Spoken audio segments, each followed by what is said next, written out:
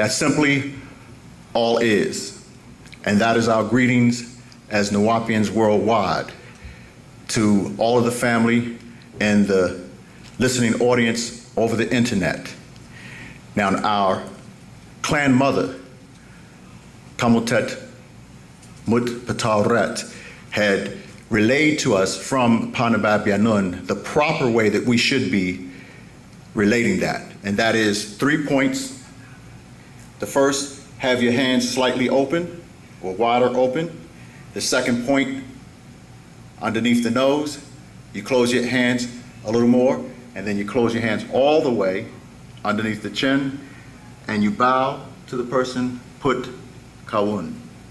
The older person doesn't have to bow as far as the younger person. The younger person is supposed to show reverence and respect to the older person. And that is our way, the way, given to us from the Master Teacher. We would first like to start off by proclaiming his innocence. And in the proclamation of his innocence, I want you to remember 3 things: unanimous jury or anonymous jury, closed courtroom, and the records being sealed. For those that are moved by the outformation, turning into information, that we are doing our best to relate to the world. We are calling out to all of our brothers and sisters, now is the time to come home. But when you are moved by this and you research on the internet, it's designed by search mechanisms so that you will look for the Master Teacher Malachi Kobina York, who his spiritual and highest title is BABAH YAANAN. We can get into that if you ask later. But as BABAH YAANAN, that's the doctrine that moved you, because you're in a day and time that your soul is crying out for this.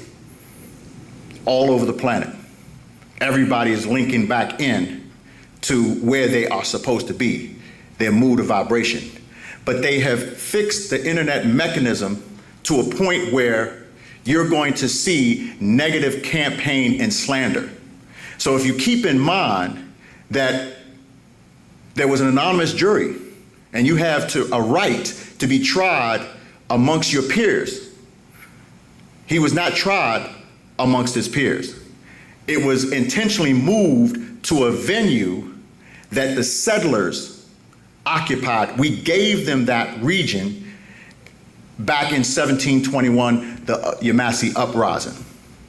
So that's one of the things. Anonymous jury, closed courtroom. It was in a venue where only a few amount of people, having the popularity that he had, and moved to a venue because of the media exposure, the right to give him a fair trial. It was moved to that place purposely, but it was still closed. And then to this very day, 9 years after the trial, the transcripts of the trial are still closed, or sealed, I should say. Those are the 3 things to keep in mind. Those are the 3 things that you have to remember. So in the proclamation of his innocence, that's what we would like to say. Now, with that out the way, we want to get into the doctrine that we're so moved by. And this doctrine is extremely powerful. What I want to do in this introduction, this is merely an introduction to get us stimulated, to make us think. Nuwaubu is taught by way of questions and answers. Most of us are accustomed to being preached to. Most of us are accustomed to being lectured to. But insofar as doing that, the mind becomes dead, because you're programmed and stimulated based on the words that someone else says. If you have the opportunity, as we teach in Wu Nuwaubu, to take the opportunity to say, "Excuse me, would you please explain your power words?"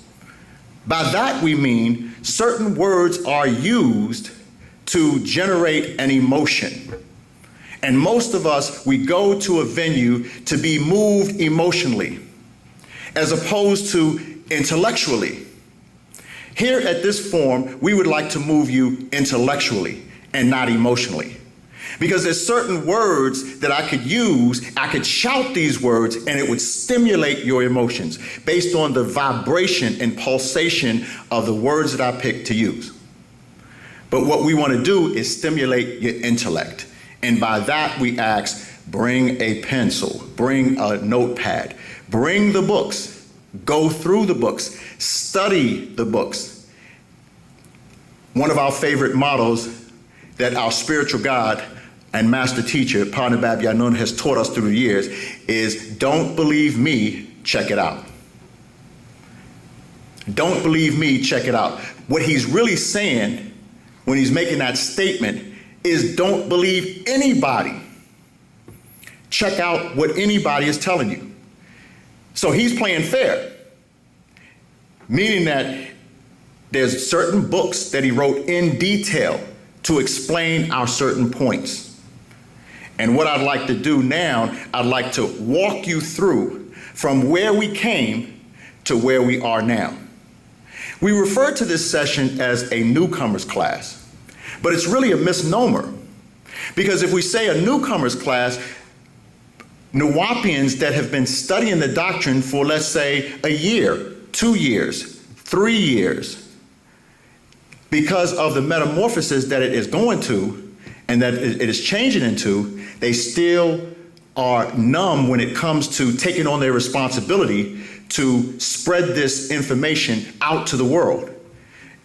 If you spread it out to the world, all of the things that the Master has been teaching over the years, it will not be in vain. So I'm going to take the opportunity to walk us from one point in our comprehension and understanding to another point. And I would like to do that and show you certain points why it's important to be informed by the updates. Now, if you're here for the first time, if you're here for the second time, if you've been following something on YouTube from our spiritual God, BABAH YAANANAN, Malachi Kobina York, if that has been your motivating factor to have you here today, one of the things that he taught us about 13 years ago, and it was one of our spiritual classes, and he said in that class, he said, it doesn't make a difference if you've been following for 20 years or 20 minutes, as long as you are prepared to do the right thing. So it's a misnomer to refer to this session as a newcomer's class, because a lot of the things that we've been talking about for years have been uncovered. And now it's a great coming. It's a great gathering. A lot of people are coming to us because they know we have the answers. They know we have the answers to a troubled world. Things that we were saying 20 years ago, and we were being laughed at, now people want to know and have a clear understanding. But I'd like to take you to the author's note. And this author's note was in a few of the publications that was out in the year 2000. And I want to just walk through this, if we may, because there's people have fallen and they've been accustomed to just staying locked in to a particular aspect of what we taught, as opposed to broadening their horizons or continue to walk that long walk on a short path with their spiritual guide. Some have even gone so far as to launch off on their own and fly their plane themselves. That's fine, but they can't land on the runway of answers to questions. So we're at a point where we're calling all of them back. We're calling Hotep back. We're calling Menthu Hotep back. Yeah, I said it. I'm calling you out. This is the time we're calling you. Bun, we're calling you back because we need you at this time. However, as you've seen, we can still do this with or without you. We would rather do it with you, but we can still do it without you. Rick, you're leading people astray. you don't have answers. We don't have time to debate what you're supposed to already know, because the books have been written. If you see what's being put out now, go through Patarak. I dare you, because this is information that's coming through the spiritual God, not from him. The Natharu still find a way to get their message to those who are supposed to go. So the vortex is open, 2013. It relates to the Philadelphia experiment as far back as 1943. It relates to us at this point now. You have to comprehend the Atom Smasher project that took place in 2008.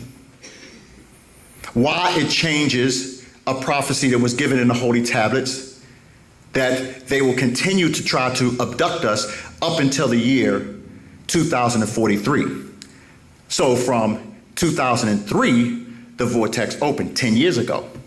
And we have yet to fully comprehend all of the information that came through in the period of his incarceration, from 2003 to 2013. So now there's supposed to be another level, but we cannot get complacent with just receiving updates, because in his incarceration, he's still doing his job to be able to prepare us. So in the author's note, it's very fitting, because he takes the time to explain the purpose of where we were and where we are now. And he was just at the brink of tying and putting everything together. It was necessary to be able to put everything together to explain why we had to go through a school of Islam. One of the reasons, because it was a religion that did not reveal itself. In other words, it was a very stupid religion. It didn't reveal itself because you can talk about history in Islam. It's difficult to talk about history, especially with us as Nawapians or Nubians or colored people, Nagaru. That's first and foremost, that we had to understand our greatness. So Christianity reveals itself too much. But you could talk about history, you could talk about science, you could talk about geography, you could talk about different tribes in Islam. But we paid a close attention to a specific spot where we were at in Africa, Sudan, where most of the pyramids were at.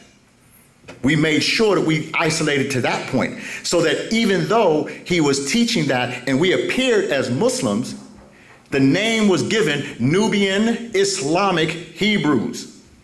Nobody else had that name. And it was a type of name that those who knew wanted to ask, what do you mean Nubian Islamic? And how can you be an Islamic and a Hebrew? And the answer is simple: we can, you can't.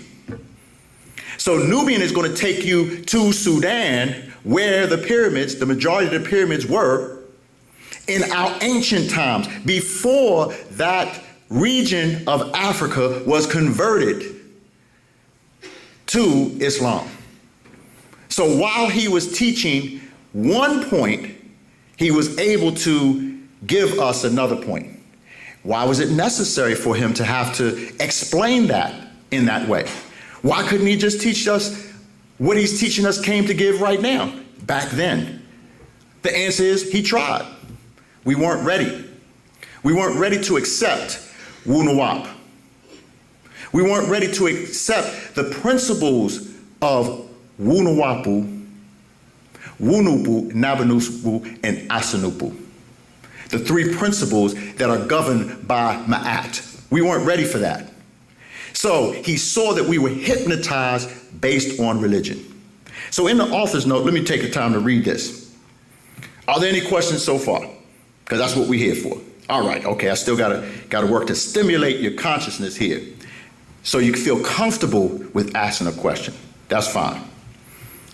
I have devoted my visit to the planet to the resurrection of the mentally dead. He's always referred to us as mentally dead, or referred to as mummies. Or he says, which I affectionately refer to as mummies. Never did I know that the evil one had done such a great job with these people, both mentally and physically, as to have them hate self and kind.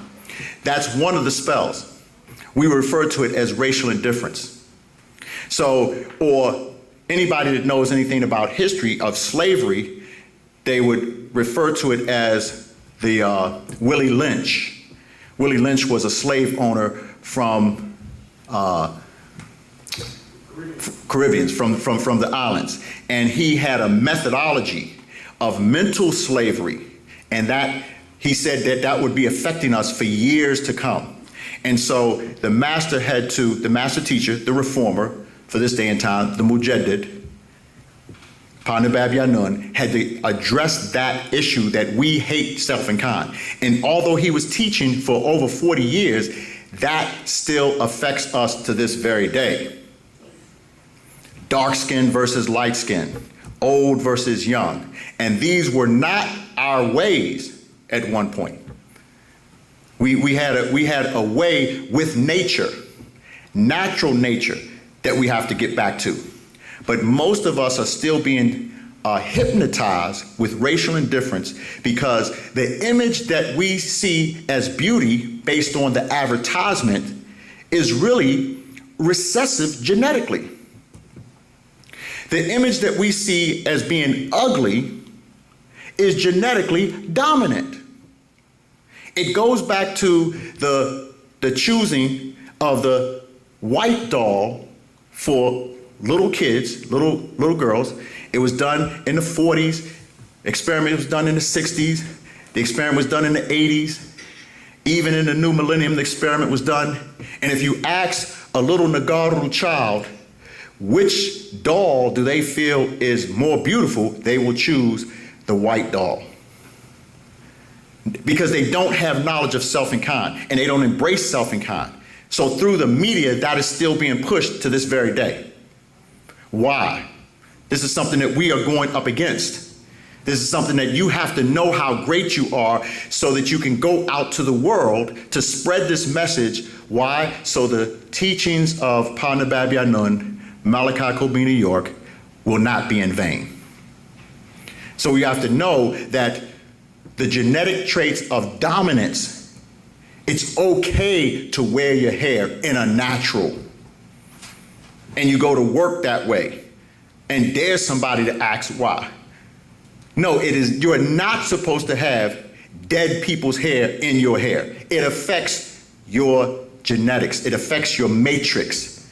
It actually goes into and recalibrates your DNAs in terms of who you're supposed to be elevating to in this very day and time.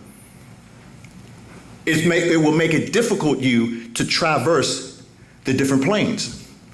It will make it difficult for you to go from here to Orion, or we refer to as Sahu. From there to what they refer to as Sirius, Sabatat, and then on into Elion and to Risk. This is what heaven, it became after time known as heaven. He goes on to say in the author's notes, my greatest dilemma and hindrance has been the black devil, born amongst you and by you, married to you, socializing with you, praying in the same sacred houses of worship as you. But secretly they have a spiritual pact with the devil, which makes it near impossible for them to totally surrender to Wu Nawab, or the true word.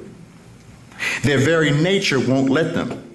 It's in their seed. So therefore, there's people amongst us that have walked that long walk for a few short years, but they have the ability to influence others. I mean, me personally, I came for the spiritual God. So there's nobody else that can influence me. Now, I may be able to learn something from them. I'm sure I can definitely learn something from them. You may be able to learn something from me. But we always taught through the years that if you stumble, we are traveling across the desert. In other words, the desert, for those that know, they always traveled at night because it was so hot. And the sun reaches a certain point where it will kill you. So we were likened to go this journey of walking with our spiritual guide to cross in the desert. And what that means is, if we reach a certain spot, we cannot turn around and go back to help anybody because we'll die. We have to be able to keep a certain pace to get to the oasis where there's water, where there's cool. So he likened that to travel. So you may hear that.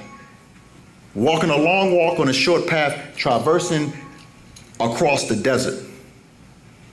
So we don't have time, and that's why we're asking, now is the time to come. You may not really know how to come back. We will welcome you with open arms.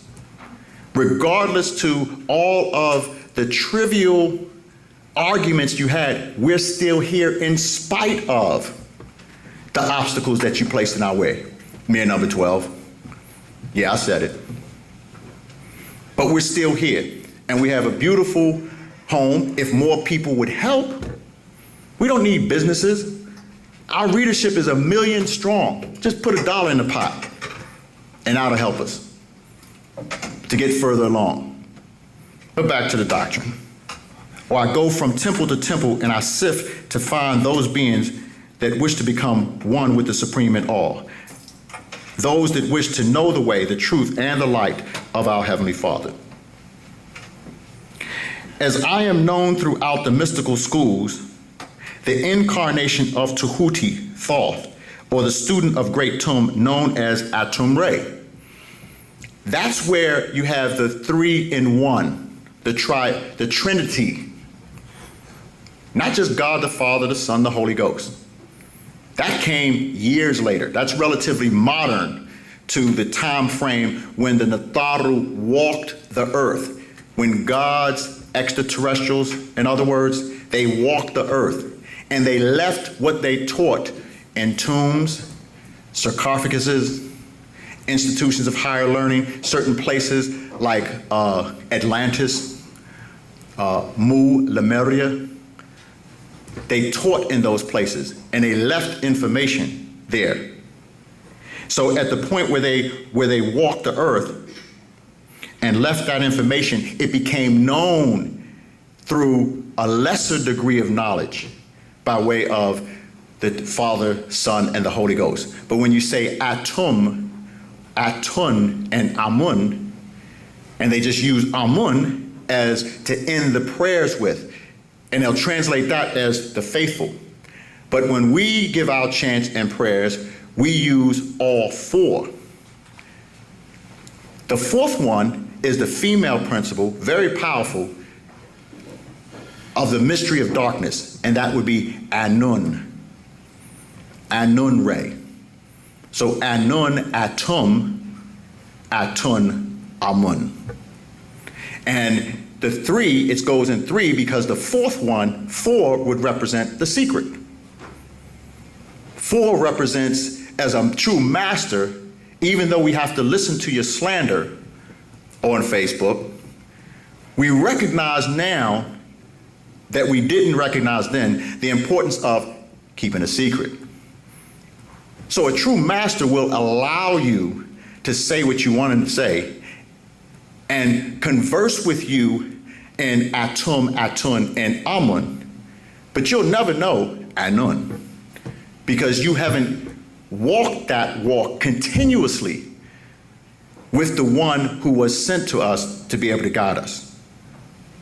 So I, Noble Dr. Malachi York, the Grand Mufti, or the Great Potentate, the incarnation of Thoth, the Tum, also known as Atum Re, the first point of the resurrection from ignorance to the right knowledge, the right wisdom, and the right overstanding. Or as you go to Book of Revelations, the 3rd chapter, the 14th verse. I have blended in with each of the 3 monotheistic religions most interesting to my people. I lived as one of them, I practiced as one of them, in order to reveal the misconceptions of those doctrines that have plagued and diseased the minds of my people. Many take offense to that practice. So he lived amongst us with each one of these schools that he developed. And keep in mind that what we're teaching now that sounds so outlandish is what he came to teach 40 years ago, and we weren't ready. Amongst the Arabs of al-Islam in the degree of Mohammedanism, we refer to it as just a mere degree.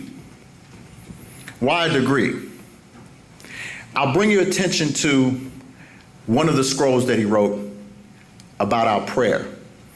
It's called Ashutat in Nawapic. And before he gets into the explanation of how we're supposed to be praying, in the introduction of that, he'll explain what the different schools were and the purpose. And he's explaining that we should have mastered by now the rudimentary degrees. When we're using Mohammedanism, that's a rudimentary degree. And we should have mastered the first three, and there's a book that was put out called The Christism, Mohammedanism, and Hebrewism, Judaism. So we should have been past those points. On into the middle chamber. The middle chamber takes us into the mysticism, the mystic books, in reference to Sufism, Magiism, right? On into the ninth chamber, which would take us into the ancient Egyptian order that most of us have been accepted into, but we have not been initiated. And that is happening now when we have our sacred day for our sacred degrees on Sundays for those that want to come amongst us to be able to travel. He goes on to say, so as a Moorish American under Noble Drew Ali as M. York L., I published and revised the Holy Quran Circle 7. So therefore, we went through a school to be able to teach our brothers and sisters who had been learnt by the prophet Noble Drew Ali. He did powerful work in the day and time that he was working over 100 years ago. But that's over 100 years ago. He was step one to our cure. He had to overcome great odds to get us to the point where legally we have the planet, or at least the United States. And he got killed for it, unfortunately by his own people, by bickering amongst his own people. What came after him was the Honorable Elijah Muhammad, which was step two to our cure. So while we're teaching Wu Nawap, we were bombarded with different questions based on what Minister Louis Farrakhan was saying, based on what people may have learned from Malcolm X. So we have to stop on our path, on our journey to what we're supposed to know and address that, or deviate, in other words. So as a Moorish American under Noble Drew Ali, as M. York L., I republished and revised the Holy Quran Circle 7. Their connection with the Nation of Islam, known as the Black Muslims, encouraged me to do an in-depth study of the teachings of Master W.D. Fard, Allah in person, his final messenger, the Honorable Elijah Muhammad. I released several books explaining in depth their doctrine, which led me to another ex-member of the Nation of Islam named Clarence 13X, a self-styled Allah, who founded the 5% Nation of Gods and Goddesses. I collected data and published the Problem Book, their interpretation of the English class lessons of the Nation of Islam. All of that was just a school. That's just one aspect. Now, they spent their whole life in learning that. They spent a number of years learning that. But that was, when we say walking a long walk on a short path, we accumulated a lot of their information in a short period of time. So that now we're supposed to be able to, if that's your background of spirituality, myself as a representative of the Master Teacher, teaching in such a way so his message does not become in vain, I have to be able to then walk through the school to be able to walk you through to get you to Wu-Sabat. Amongst the Christians, in the degree of Christism, I am known as Reverend Malachi Z. York, or Dr. Malachi Z. York, pastor and founder of the Egyptian Church of Christ Incorporated, through the School of Christism. Now, we had another degree we referred to at one point as HTM, Holy Tabernacle Ministries. Not understanding that the HTM was a dual acronym. Holy Tabernacle Ministries, as well as Heliopolis, Thebes, and Memphis. Heliopolis, Thebes, and Memphis because we were learning Egyptology. We were going into Egypt as though those were studying Egypt. So we had to understand to be able to dialogue with them as they study Egypt. By the time you get to the ancient Egyptian order, you are Egypt, but not with a Y, you're now Egypt with an I. I is the 9th letter of the English alphabet, and that represents the 9 principle, the 9 mind. So every time he's teaching each one of these schools, it's a dual purpose. He has to teach in a way that you understand so that you would be able to ask a question so he can give you information so that you would lead to affirmation so you would understand. Hope you're following.